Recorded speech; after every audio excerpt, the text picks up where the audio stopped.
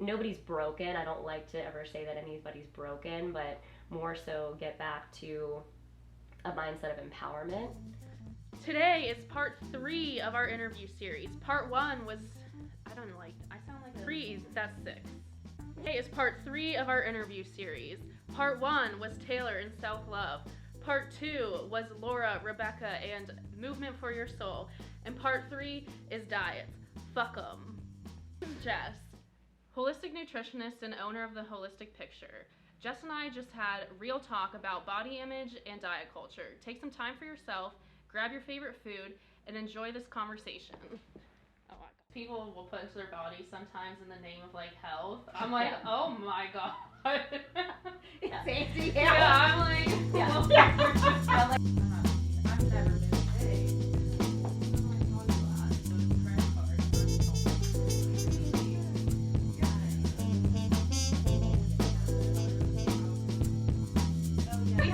I feel like we have a close enough relationship now where I could be like, yeah, I don't like it. Yeah. You pretty much inspired me to get that skirt. So that's what we go over label reading in the sense of like, we're not focused on calories or grams in anything, but it's more so like, can you read all the ingredients? Yeah. Do you know what all the ingredients are? We had just talked about Yeah. this. And being That is educated. hilarious. Yeah. For to pay a nutritionist for the rest of your life, Mm-hmm. then why would I write you a diet plan? Because the moment that I take the diet plan away and I'm not there anymore, Yeah, then you why? haven't succeeded. Yeah. Yeah. Yeah. No, if I want something, I eat it, but then I don't eat it every day, Mhm. granted, but yeah. And you don't attach the guilt to it anymore either. No. Like that's my other main focus. oh, I'm fine with eating whatever I want. Mm-hmm. I love food. I love to eat. Mhm. It's always a journey to get there. Yeah.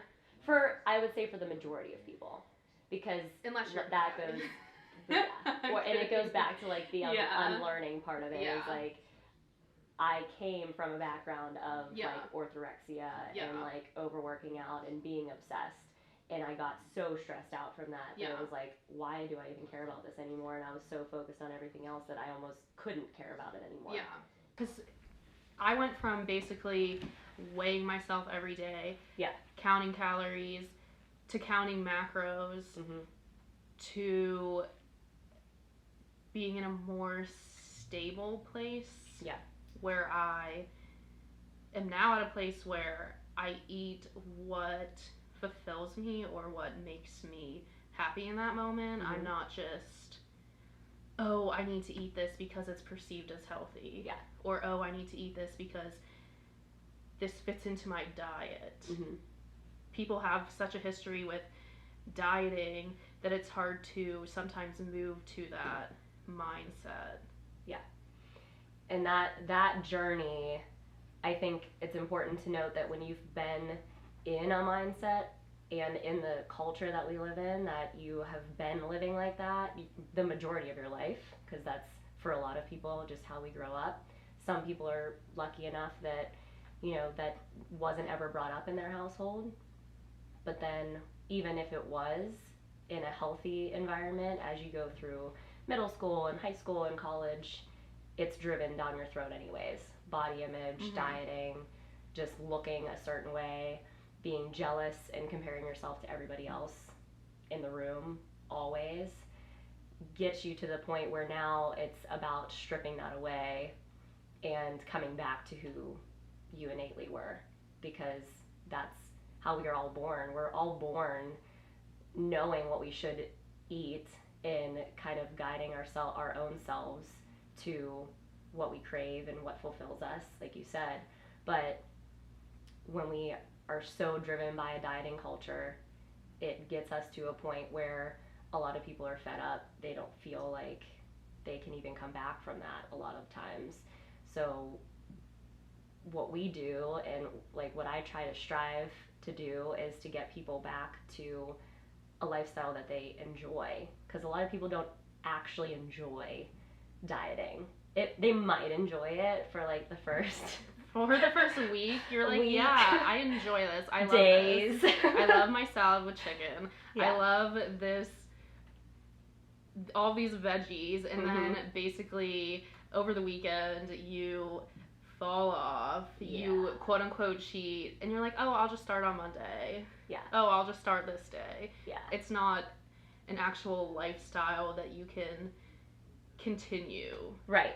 Because that's going to continue to happen for a lot of people. So a lot of people try diets and then they fall off and then they beat themselves up over it and they feel guilty.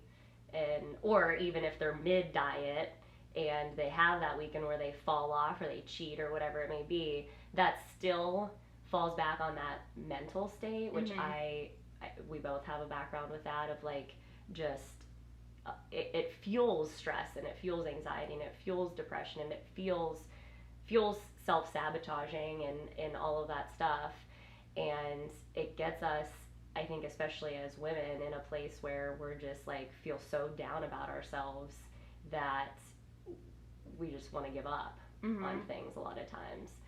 But until we can fix, which nobody's broken, I don't like to ever say that anybody's broken, but more so get back to a mindset of empowerment, then I think that starts to gear us towards a sense where we don't feel guilty. You're like, I'm going to choose to eat this, and I'm going to feel good about it, and I'm not going to feel guilty because I'm not worth feeling guilty about. Food should not be a thing that makes us feel bad. It's food.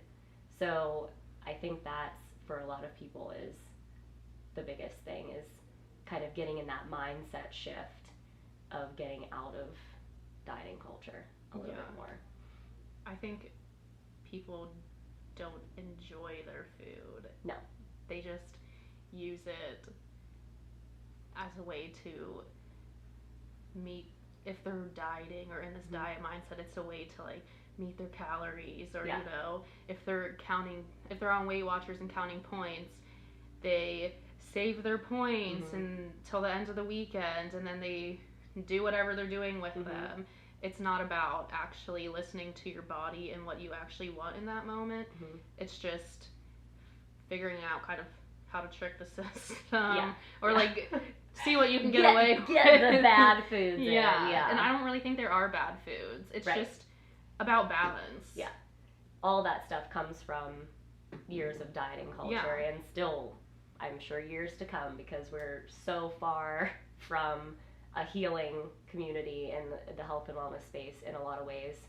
I think that stemming from that, you know, getting away from all the calorie counting and all of that stuff, like you said, it takes away from what food can be a very enjoyable thing. Yeah. I mean, I have a culinary background. I went to culinary school, and I was getting to the point where it was so restrictive with myself and so obsessed over it. I didn't enjoy the things that I enjoyed or used to enjoy. When you're little, you don't care about that kind of stuff. You enjoy what you enjoy, and it is what it is, and you move on. And now that's how I am. But it took years to get to that point, because we're so used to using MyFitnessPal and, you know, tracking all these things and doing these diet plans, and it doesn't allow for that fluidness of what life is. I mean, life throws so many curveballs at us that being on such a restrictive diet or plan or whatever it is doesn't allow for flexibility. It doesn't allow for creativity. It doesn't allow you to be you, or you to crave what you want to crave. Yeah.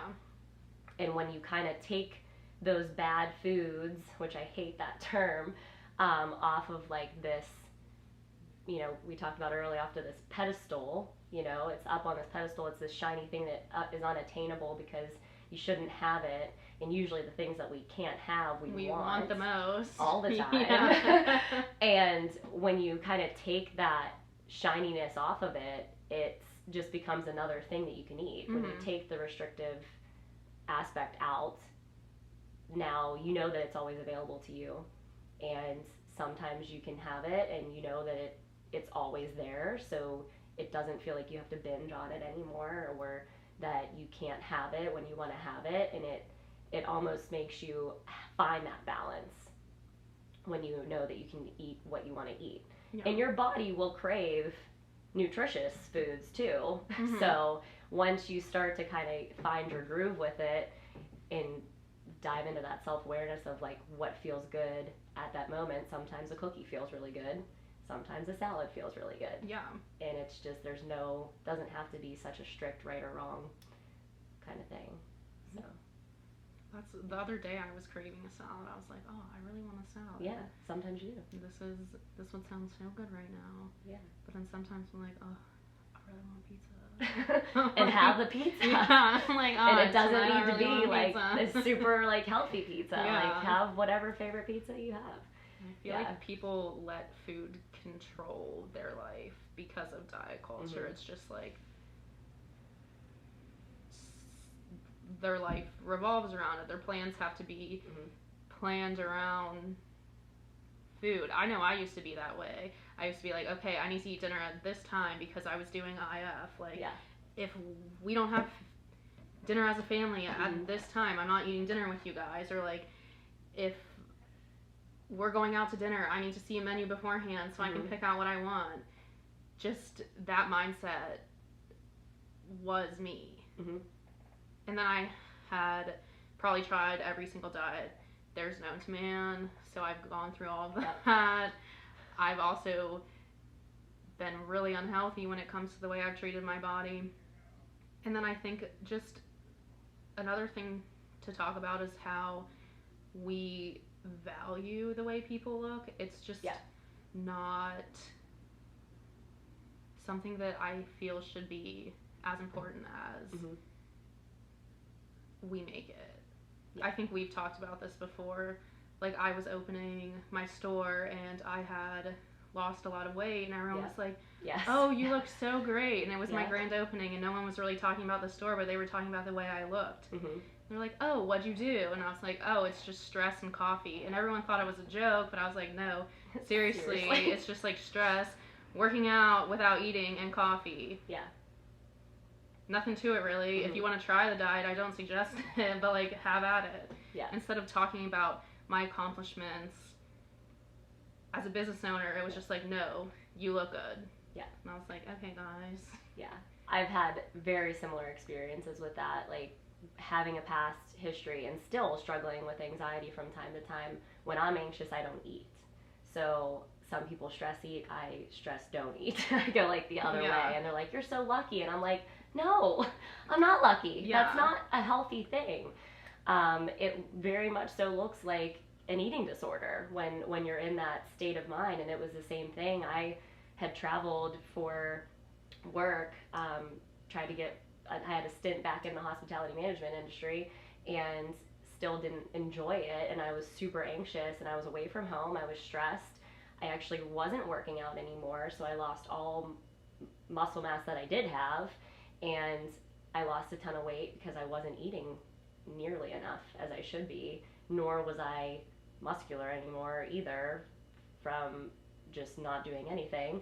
And I would come back to Pittsburgh and everybody would be like, oh my God, you look so good. What are you doing? And I'm like, not something that you want to do. Yeah. And, you know, it kind of, I think when we mean that as a compliment to a lot of people, because that is so society driven of like, oh, you look really good today.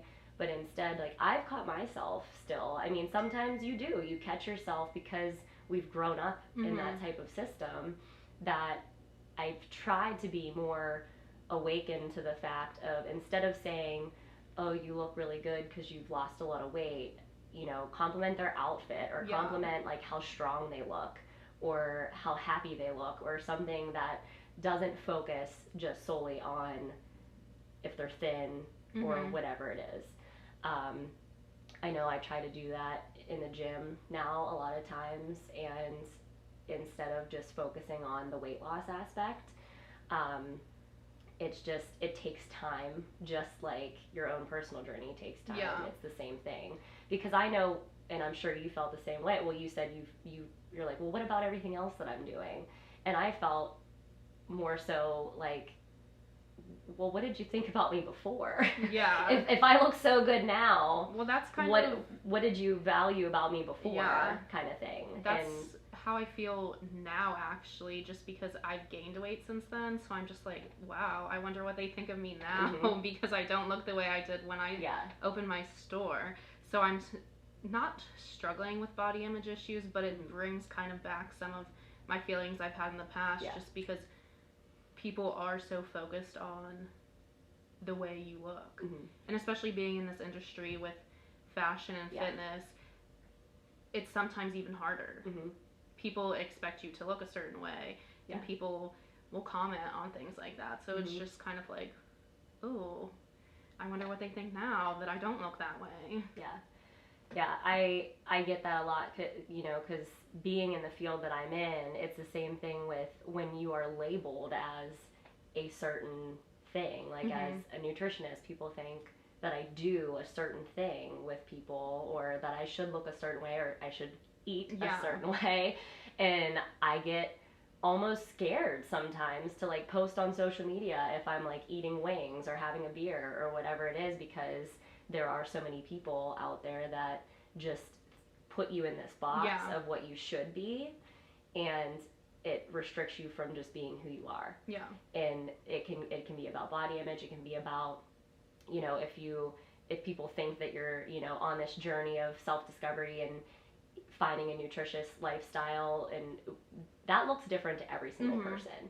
So it's not up to anybody to define that for you, it's up to yourself. But because all eyes feel like us all the time, on us all the time, it's like I seriously get like anxious about what I'm posting sometimes, because I don't want people to think that I don't value health, because there is still something to be said about nutrition education, but there is also something to be said about enjoying wings and a beer or a cookie or whatever it is, because you don't necessarily eat that all the time.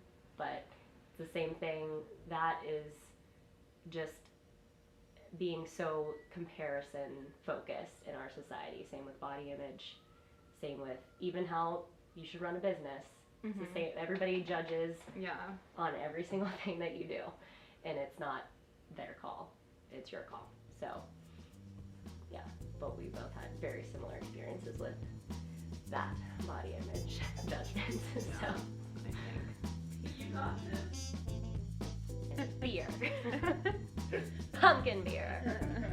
Part 1 was, I sound like a fucking Jeopardy host. You're just gonna keep seeing me. I'm just gonna do it. One last thing. Workshops with Jess will be happening the third Sunday of October, November, and December. See details in the comments.